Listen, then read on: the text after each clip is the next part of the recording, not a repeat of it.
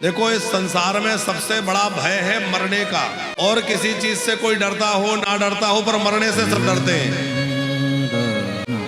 शत्रु से कोई डरे ना डरे और किसी वस्तु से डरे ना डरे, पर हर कोई मृत्यु से भयभीत होता है। मृत्यु से सब डरते हैं। श्री सूत जी महाराज कहते हैं, ऋषियों हम तुम्हें ऐसी कथा सुनाते हैं जो मृत्यु के भय को पूरी तरह मिटाने वाली है। काल प्याल मुख ग्रास त्रासो निर्णास हेतवे श्रीमद्भागवतम शास्त्रम कलौ कीरेण भासितम। सबसे बड़ा भय है मरने का, और भागवत जी मरने के भय से छुड़ा देती है। किसका छुड़ाया?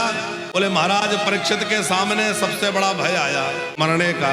परीक्षित जी यद्यपि भयभीत नहीं हुए, लेकिन परीक्षित जी चाहते थे कि मेरा कल्याण हो जाए, भगवत प्राप्ति हो जाए, तो गंगा जी के तट पर बैठ गए। तो जब परीक्षित जी को मरने का श्राप लग गया तो सुखदेव जी ने क्या उनको औषधि दी? कौन सी दवाई पिलाई? भागवत। वो भागवत ही वो औषधि है जो मृत्यु के भय से मुक्त करती है। 7 दिनों तक कथा सुनने के बाद परीक्षित जी बोले, गुरुजी मरूंगा मैं नहीं, मरेगा मेरा शरीर, क्योंकि मेरे शरीर का जन्म हुआ था, मेरा तो जन्म ही नहीं हुआ। मैं शरीर नहीं हूँ, ये शरीर जन्मता है, शरीर मरता है, शरीर बढ़ता है, शरीर घटता है, मैं तो आत्मा हूँ। ये दिव्य ज्ञान कहाँ से मिला? बोले ये भागवत से मिला। अब आप विचार करो कि सुखदेव जी राजा परीक्षित को अमृत पिलाने लगते, तो भले ही सुखदेव जी के अमृत पिलाने से या देवता जो अमृत कलश लेकर आए वो अमृत पीने से परीक्षित मुक्त जो है मरते नहीं, लेकिन क्या आज हम उनके नाम को गा रहे होते? उनकी कीर्ति को गा रहे होते? क्या उनको भगवान मिलते?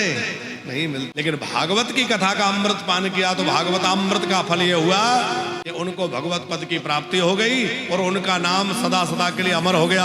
आज भी हर कथा के यजमान को परीक्षित कहा जाता है। हमारे देव कुमार गुप्ता जी इस समय को यजमान बन के बैठे हैं, तो इनकी संज्ञा क्या है? बोले ये कथा के परीक्षित हैं। तो जो भी कथा के यजमान होते हैं उनको परीक्षित बोला जाता है कि नहीं? क्यों? बोले उन परीक्षित ने कथा को ऐसा पिया कि उसका प्रभाव यह है कि आज भी जो भी यजमान बनता है वो परीक्षित कहे जाते हैं। तो श्रीमद् भागवत जो है वो ऐसा अमृत है।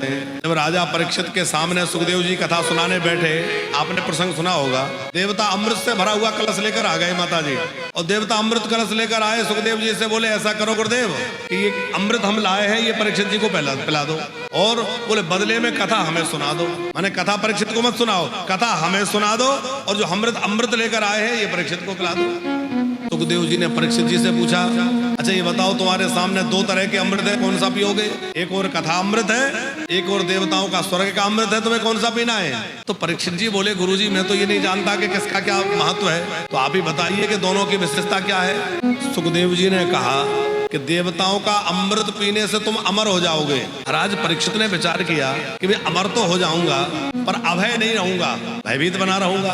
अमर भले ही हो जाऊं पर भगवान नहीं मिलेंगे। देवता अमृत पीते हैं पर क्या उनको भगवत प्राप्ति हो जाती है? नहीं हो पाती, और बार बार उन देवताओं को भी मृत्यु लोक में आना पड़ता है। तो परीक्षित ने विचार किया कि मैं तो कथा सुन करके वो लोक प्राप्त करना चाहता हूँ जहाँ जाने के बाद लौटना नहीं पड़ता, और देवता जिस अमृत का पान कर रहे हैं या जो लेकर आए हैं इसको पीने के बाद भी फिर से मृत्यु लोक में आना पड़ता है। स्वर्ग जाना कैसा है?